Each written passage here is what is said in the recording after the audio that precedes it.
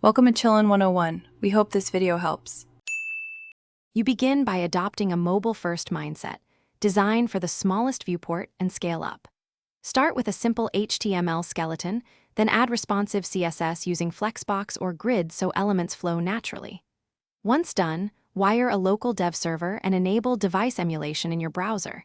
This lets you test touch, viewport sizes, and network throttling. Make sure to commit incremental changes to Git so you can revert if a layout breaks. Now implement the responsive layout and UX patterns that matter on mobile. Convert navigation to a hamburger or bottom tab and ensure primary actions are front and center so the user completes tasks quickly. Compress and serve 1x and 2x images, use SVGs for icons, and lazy load below the fold content to save data. Also, increase touch targets to about 44px and add area labels. This improves usability and accessibility on small screens. Finish by auditing performance and polishing interactions.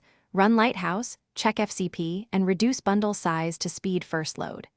Deploy to a staging URL and test on real phones with slow networks and screen readers so you catch real-world issues.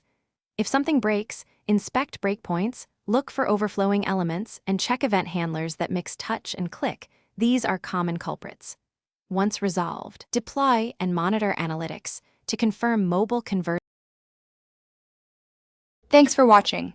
Consider subscribing if we helped you.